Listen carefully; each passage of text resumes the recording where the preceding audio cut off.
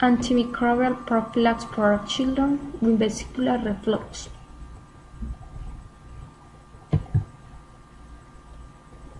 Background.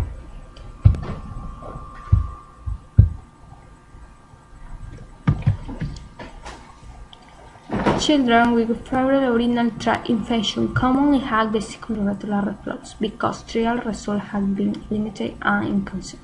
The use of antimicrobial prophylaxis to prevent recurrence in children with reflux remains controversial. Vesicoureteral reflux.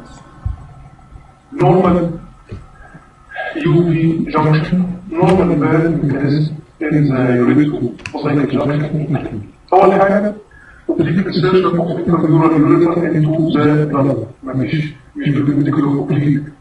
تاني حاجة إيه؟ Incutless of intramural portion of the urethra act as flap valve mechanism. Funnel to length من 5 إلى 1. Strong retrosal support. ده هنا رسمة مبينالي الانتراميورال بارت اوف ذا يوريتر والاوبليك insertion of the urethra into the bladder.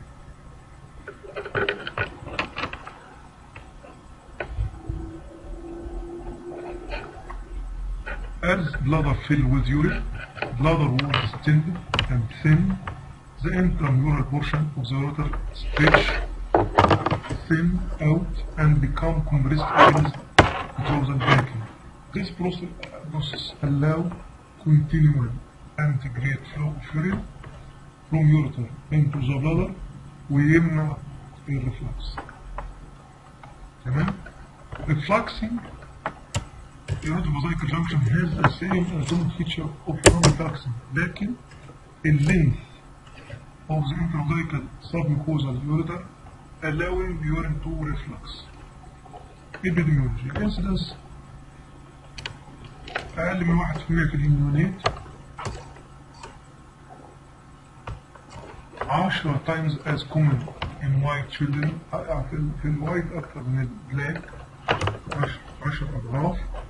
More prevalent in male newborn لكن بيزيد 5-6 مرات في الفيميل أكثر من 1 year than in male.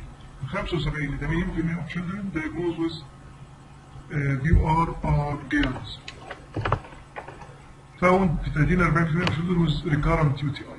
30-40% من الأطفال اللي عندهم recurrent UTI عندهم reflux. Most children أقل من 4 سنين. Some congenital anomalies of genitourinary tract associated with reflux. etiology. في عندي primary cause وكان secondary cause. Primary cause حاجة congenital anatomical.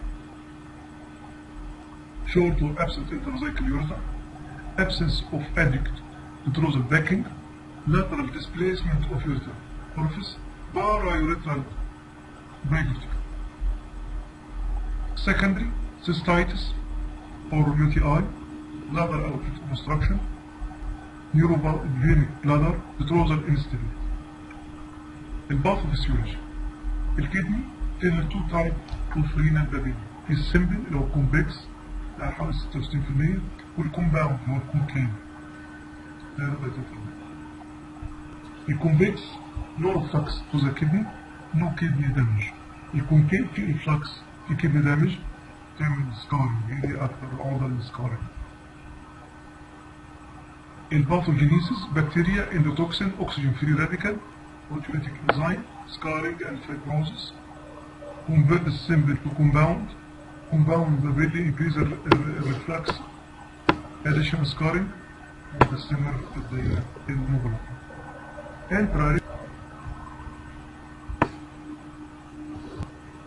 Methods. In this year, multi-site, randomized, placebo-controlled trial involves 607 children with vesicoureteral reflux that has diagnosed after a first or second febrile of symptomatic urinary tract infections. We evaluate the efficacy of 3 sulfasylate prophylaxis in preventing recurrence.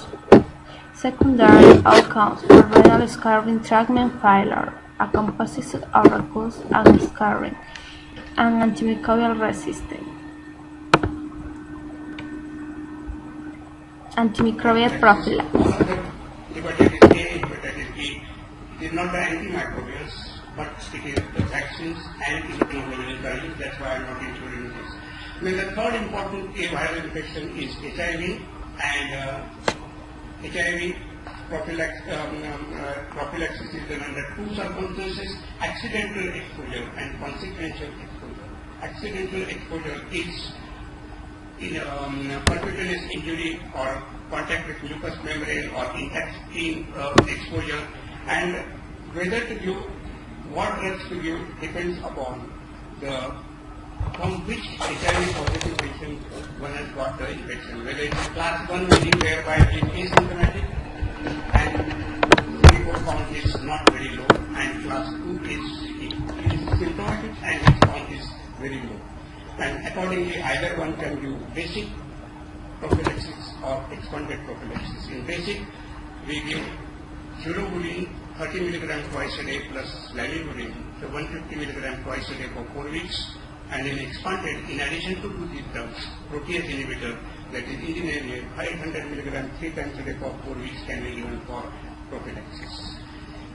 Then also the consequential exposure, that is a child, an infant with mother having HIV, and there are 16 different regimes for the prophylaxis for an infant born to the mother of HIV.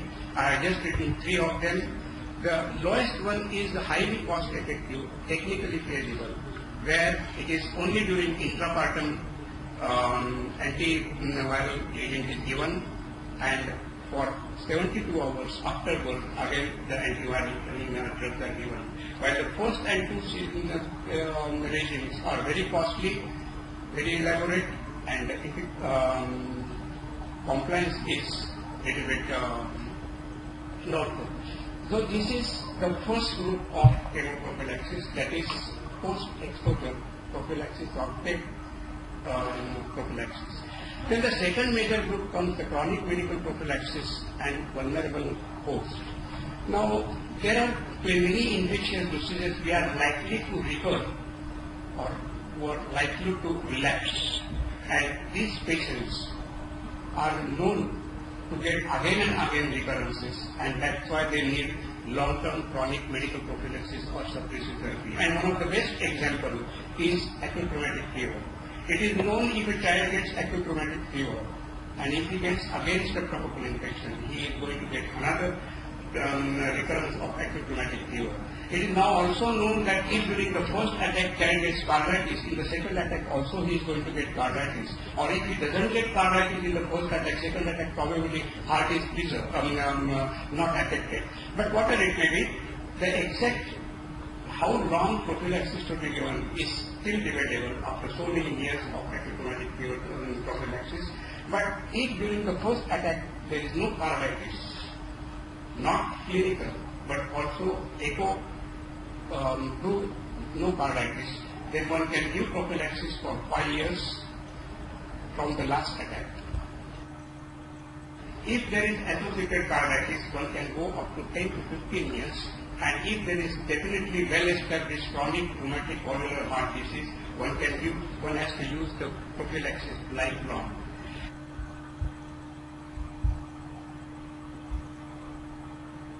Result: prophylaxis reduces the risk of recurrence by 50%, Hazard ratio 0.050, 95%, SOLE 0.342 to 0.74, and was particularly effective in children whose index infections were prevalent and those with bacillus, bladder, and bowel dysfunctions. Preventing urinary tract infections.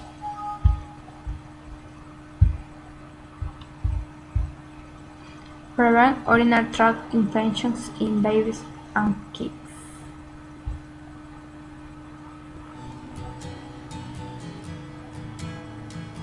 Dr. Schwader and I and other researchers here at Nationwide Children's have formed one of the largest groups in the United States to actually ask that question, what keeps the urinary tract free of infection? Our study is funded by the National Institutes of Health as an ancillary study to the RIVER program. The RIVER study is a clinical trial that's taking place at multiple centers in the United States.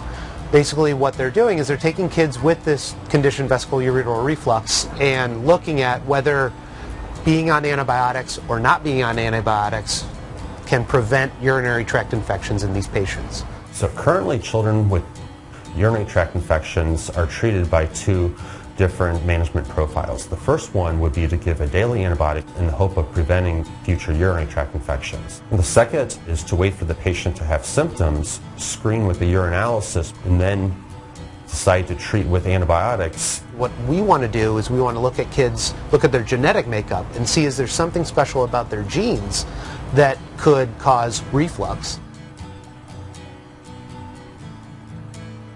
We hope by studying their DNA profiles, we can identify which patients need conservative treatment and which patients need more aggressive treatment. What we're doing here at Nationwide Children's is extremely unique. This is a very large trial for pediatrics.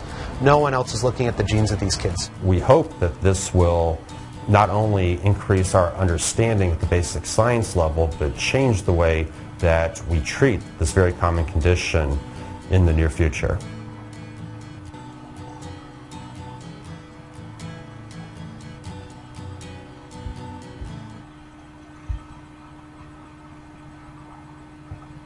Conclusions.